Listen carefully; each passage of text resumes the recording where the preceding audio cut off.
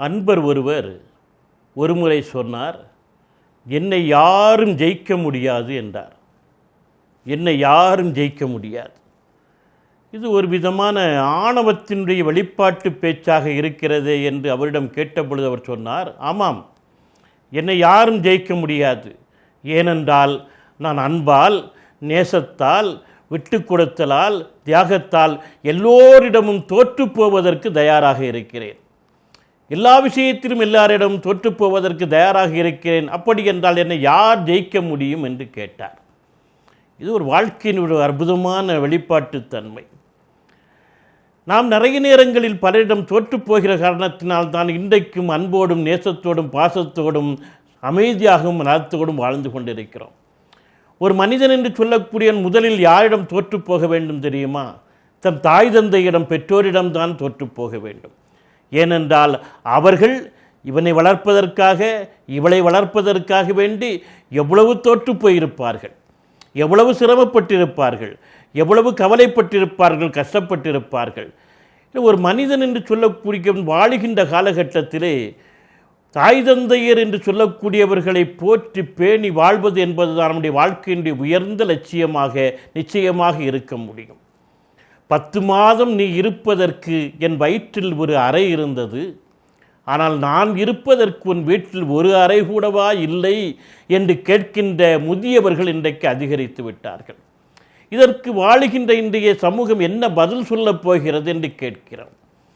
பிள்ளைகளால் பராமரிப்பில்லாமல் உதாசீனப்படுத்தக்கூடிய பெற்றோர்கள் வயதான நிலையிலே மனதளவிலும் உடல் அளவிலும் தளர்ந்து போய் ஆதரவில்லாமல் அவர்களுடைய உயிர் உருகுகின்ற சத்தம் இன்றைக்கு எத்தனை பேருக்கு கேட்கின்றது, எத்தனை பேருக்கு கேட்கின்றது? இன்றைக்கு பொதுவாக சமூக ஊடகங்களிலே எல்லோருக்கும் அறிவுரை சொல்ல ஆரம்பித்து விட்டார்கள். முதியவர்களுக்கு அறிவுரை சொல்ல ஆரம்பித்து விட்டார்கள். எல்லாவற்றையும் குடும்பத்துக்காக செலவழித்து விடாதீர்கள், பிள்ளைகளுக்காக வேண்டி செலவழித்து விடாதீர்கள், உங்களுக்காக வேண்டி வயதான காலகட்டத்திலே பயன்படும் என்பதற்காக ஒரு சேமிப்பை வைத்துக் கொள்ளுங்கள் என்று இன்றைக்கு சொல்ல ஆரம்பித்து விட்டார்கள். பிள்ளைகள் கவனிக்க மாட்டார்கள். உங்கள் சேமிப்பில் தான் வயதான காலகட்டத்தை நீங்கள் மூச்சு விட முடியும் என்கின்ற நிர்பந்தம் ஏற்பட்டு விட்டது என்றெல்லாம் இன்றைக்கு அறிவுரை சொல்ல ஆரம்பித்து விட்டார்கள். முதியோர் இல்லங்கள் பெருக ஆரம்பித்து விட்டன. இது சமுதாயத்தினுடைய மிகப்பெரிய ஒரு அவலம், முதியோர் இல்லங்கள் தோன்றுவது என்று சொல்லக்கூடியது. நெல்லை ஜெயந்தா என்கின்ற கவிஞர் ஒரு தடவை எழுதியிருந்தார் ஒரு கவிதை. கவிதையினுடைய தலைப்பு மனித காட்சி சாலை. நாம் மிருக காட்சி சாலையை பார்த்திருக்கிறோம். மிருக காட்சி சாலையிலே மனிதர்கள் சென்று மிருகங்களை பார்ப்பார்கள். ஆனால் அவருடைய கவிதையின் தலைப்பு மனித காட்சி சாலை. அவர் எழுதுகிறார் மனித காட்சி சாலை என்று அவர் எதை சொல்கிறார் தெரியுமா? முதியோர் இல்லத்தை சொல்கிறார். அந்த தலைப்பிலே எழுதுகிறார் மனித காட்சி சாலை, இது பால் குடித்த மிருகங்கள் அப்பொழுது வந்து பார்த்து செல்லும் மனித காட்சி சாலை என்று எழுதுகிறார். எவ்வளவு வேதனைக்குரிய விஷயமாக இருக்கிறது என்பதை நாம் பார்க்க வேண்டும். யாராவது வரமாட்டார்களா, பார்க்க மாட்டார்களா? வருடத்துக்கு ஒரு முறை அப்பாவை பார்க்கிறேன், அம்மாவை போய் பார்க்கிறேன் என்று சொல்லக்கூடிய பிள்ளைகள் இருக்கிறார்களே, எவ்வளவு பெரிய சோகம்.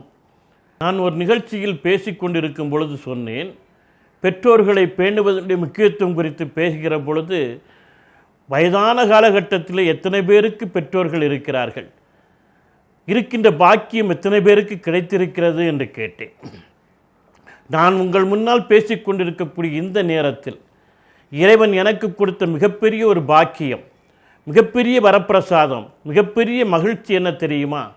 82 வயது வரை என்னுடைய தாயார் என்னோடு இருந்தார் என்பதுதான். 95 வயதிலும் என்னுடைய தந்தையார் இன்றைக்கு என்னோடு இருக்கிறார் என்பதுதான். அப்படி என்னுடைய தந்தையார் இருந்தார். அடுத்த ஆண்டு தான் அவர் மரணித்தார். எனவே 82 வயது வரை தாயார் என்னோடு இருந்தார், 95 வயதிலும் தந்தையார் என்னோடு இருக்கிறார் என்பதை தவிர இந்த நிமிடம் எனக்கு கிடைத்திருக்கக்கூடிய மிகப்பெரிய மகிழ்ச்சி பாக்கியம் வேறு ஒன்று இல்லை என்று சொல்லி காட்டினேன். இந்த மகிழ்ச்சி பாக்கியம் எத்தனை பேருக்கு கொடுத்து வைத்திருக்கிறது என்று கேட்டேன். சின்ன வயதிலே பெற்றோர்களை இழந்தவர்களை கேட்டு பாருங்கள், நான் கேட்பதனுடைய அர்த்தம் புரியும் என்று சொன்னேன். பேசி முடித்துவிட்டு கீழே இறங்கி வருகிற பொழுது ஒரு 70 வயது மதிக்கத்தக்க பெரியவர் ஒருவர் கண்களில் நீர் ததும்ப நாத்தழும்ப அப்படியே உடல் கைகளெல்லாம் லேசாக நடுங்க என் கரத்தை பற்றினார். உங்களோடு கொஞ்சம் பேச வேண்டும் என்று சொன்னார். வாருங்கள் பேசலாம் என்று தனியே அழைத்து கொண்டு போய் பேசினேன். அவர் சொன்னார், நாங்கள் அண்ணன் தம்பி 4 பேர். 4 பேரில் நான் தான் இளையவன்.